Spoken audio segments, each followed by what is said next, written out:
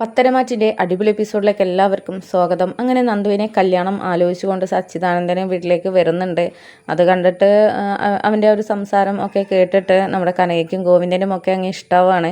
എന്നിട്ട് ഗോവിന്ദൻ പറയുന്നുണ്ട് നമ്മുടെ നന്ദുവിനെ ചേർന്ന പയ്യൻ തന്നെയാണ് എന്നൊക്കെ പറയുന്ന സമയത്ത് കനക സംസാരം കുറച്ച് ഓവറാണോ എന്നൊക്കെ ചോദിക്കുമ്പോൾ ഓവറൊന്നുമല്ല, എന്തായാലും അവൾക്ക് പറ്റിയൊരു ജോലിക്കാരൻ തന്നെയാണ് അവൻ, എന്തായാലും നമുക്കിതങ്ങ് തീരുമാനിക്കാം എന്നുള്ള രീതിയിലൊക്കെ അവർ പറഞ്ഞിട്ട് കനക ഞാൻ എന്തായാലും ജോത്സ്യനെ പോയി കണ്ടിട്ട് സംസാരിക്കട്ടെ, മുഹൂർത്തം കുറിക്കാം, ആളുകൾ വരാനും എന്നൊക്കെ പറഞ്ഞിട്ടല്ലേ മോൻ പോയിരിക്കുന്നത്. അപ്പോൾ അത് നമുക്ക് വളരെ പെട്ടെന്ന് തന്നെ തീരുമാനിക്കാം. ഇങ്ങോട്ടായിട്ട് വന്ന ദൈവം കൊണ്ടുവന്ന ഒരു ബന്ധമാണ്, അപ്പോൾ ഇത് നല്ല രീതിയിൽ തന്നെ മുന്നോട്ട് പോകും എന്നുള്ളത് എനിക്ക് ഉറപ്പാണ് എന്നൊക്കെ പറഞ്ഞിട്ട് നമ്മുടെ കനക ജോത്സ്യനെ കാണാൻ വേണ്ടിയിട്ട് പോവുകയാണ്. അങ്ങനെ നന്ദുവിൻ്റെ ആ ഒരു പേരും നാളും ഒക്കെ പറഞ്ഞ് കേട്ടപ്പോൾ തന്നെ നന്ദു ജോത്സ്യനെ കാണാൻ പോയ ആ ഒരു രംഗം ജോത്സ്യന് ഓർമ്മ വരുന്നുണ്ട്. ഈ പേര് എവിടെയോ കേട്ടിട്ടുണ്ടല്ലോ എന്നൊക്കെ ഓർമ്മ വരുന്നുണ്ട്. അങ്ങനെ പിന്നെ കനകയോട് പറയുന്നുണ്ട്, നന്ദന എന്നാണല്ലേ പേര്, നന്ദന ഒരു ആളെ മുൻപ് പ്രണയിച്ചിരുന്നോ എന്നൊക്കെ ചോദിക്കുന്ന സമയത്ത് ആ പ്രണയം ഉണ്ടായിരുന്നു, പക്ഷെ അത് നടന്നിട്ടില്ല, മോൾക്ക് ഭയങ്കര ഇഷ്ടമായിരുന്നു, പക്ഷേ എന്തായാലും അത് നടക്കാത്ത ഒരു കാര്യമാണ്. കാരണം എൻ്റെ രണ്ട് മക്കളെയും അങ്ങോട്ടാണ് വിവാഹം കഴിച്ചു വിട്ടത്, മൂന്നാമത്തെ പെൺകുട്ടിയും അങ്ങോട്ട് പോവാ എന്ന് പറഞ്ഞാൽ അത് നടക്കുന്ന കാര്യമല്ല. പിന്നെ ആളുകളും അതിനെ മറ്റൊരർത്ഥത്തിലാണല്ലോ കാണുക, അപ്പം നമ്മളെല്ലാവരും എതിർത്തതാണ്. പക്ഷെ ആ പയ്യൻ ഇപ്പോഴും പിന്നാലെ നടക്കുന്നുണ്ട്, ഞാൻ അവരെ കാണരുത് എന്നാണ് പറഞ്ഞത് എന്നുള്ള കാര്യങ്ങളൊക്കെ കനക ജോത്സ്യനോട് തുറന്ന് പറയുന്നുണ്ട്. അപ്പോൾ ആ സമയത്ത് ജോത്സ്യൻ പറയുന്നുണ്ട്, അത് നിങ്ങൾ എത്ര കാണണ്ടെന്ന് പറഞ്ഞാലും അവരെത്ര കാണാതിരുന്നാലും ആ ഒരു സ്നേഹം അവരുടെ മനസ്സിൽ എപ്പോഴും നിലനിൽക്കും. പിന്നെ നിങ്ങൾ നന്ദന എന്ന് പറയുന്നവർക്ക് വേണ്ടിയിട്ട് ഒരു മുഹൂർത്തവും കുറിക്കേണ്ട കാര്യമില്ല, നിങ്ങൾ എത്ര കുറിച്ചിട്ട് എന്തൊക്കെ വിവാഹം നടത്തിയാലും അവർ സ്നേഹിച്ച ആ ഒരു ബന്ധം തന്നെ നടക്കാനാണ് ദൈവം നിശ്ചയിച്ചിട്ടുള്ളത്, അതുകൊണ്ട് അതിലേക്ക് തന്നെ എത്തുകയും ചെയ്യും.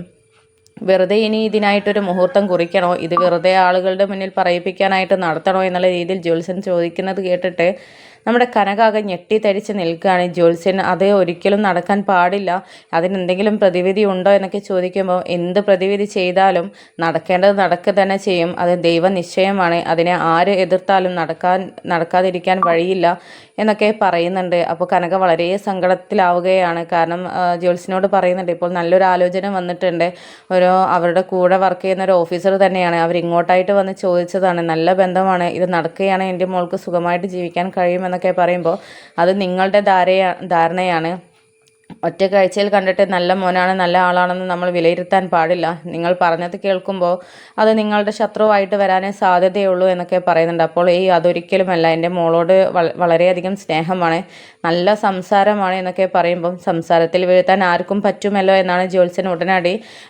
മറുപടി പറഞ്ഞത്. അപ്പോൾ കനക ചിന്തിക്കുന്നുണ്ട്, ഇതെന്താ ഇങ്ങനെ പറയുന്നത്, എല്ലാം നല്ല കാര്യത്തിൽ ചെയ്തു തരുന്ന തിരുമേനിയാണല്ലോ, ഇപ്പോൾ എന്താ പറ്റിയെന്നൊക്കെ ചോദിക്കുമ്പോഴല്ല ചിന്തിക്കുമ്പം പറയുന്നുണ്ട്, നിങ്ങളിപ്പോൾ ചിന്തിക്കുന്നത് എന്താണെന്ന് മനസ്സിലായി, ഇതുവരെ എന്നെ കാണുന്ന സമയത്ത് ഞാൻ ഇങ്ങനെയൊന്നും സംസാരിച്ചിട്ടില്ല എന്നായിരിക്കും, പക്ഷേ ഇപ്പോൾ നടക്കാത്ത കാര്യങ്ങൾ വന്ന് ചോദിക്കുമ്പോൾ അത് നിങ്ങൾ നിർബന്ധം പിടിക്കുമ്പം ഞാൻ പിന്നെ എന്താണ് പറയുക എന്നൊക്കെ പറയുന്നുണ്ട്.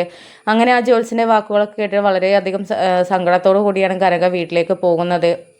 അങ്ങനെ കനകയുടെ മുഖത്തെ ആ ഒരു സങ്കടം കണ്ടിട്ട് ഗോവിന്ദൻ ചോദിക്കുന്നുണ്ട്, എന്ത് പറ്റിയെന്നൊക്കെ ചോദിക്കുമ്പോൾ ഒന്നുമില്ല, എന്നിട്ട് മുഹൂർത്തം കുറിച്ചില്ലേ, എന്താ ജ്യോത്സ്യൻ പറഞ്ഞത് എന്നൊക്കെ ചോദിക്കുമ്പോൾ അത് പിന്നെ ഗോവിന്ദേട്ടാ ജ്യോത്സ്യൻ പറഞ്ഞ കാര്യങ്ങൾ കേട്ടപ്പോൾ എനിക്ക് സഹിക്കാൻ പറ്റുന്നില്ല, നന്ദുവും മറ്റൊരാളുമായിട്ടുള്ള വിവാഹം ഒരിക്കലും നടക്കത്തില്ല, നടന്നാലും അനിയും നന്ദുവെ ഒന്നിക്കുകയുള്ളൂ, അത് ദൈവനിശ്ചയമാണെന്നാണ് പറയുന്നത്, നമ്മളിനിപ്പോൾ എന്താണ് ചെയ്യുക, എന്തായാലും ജ്യോത്സ്യൻ ഈ പറഞ്ഞ വിവരം നന്ദു ഒരിക്കലും അറിയണ്ട, കാരണം നമുക്ക് എന്തായാലും പരിഹാരം ഉണ്ടാവാതിരിക്കില്ല, ദൈവം നമ്മുടെ കൂടെ ഉണ്ടാവും എന്നുള്ളത് എനിക്കുറപ്പാണ്, അതുകൊണ്ട് തന്നെ ഈ വിവാഹം ഞാൻ നടത്താൻ വേണ്ടിയിട്ട് തീരുമാനിക്കുകയാണ് എന്നൊക്കെ പറയുന്നുണ്ട്.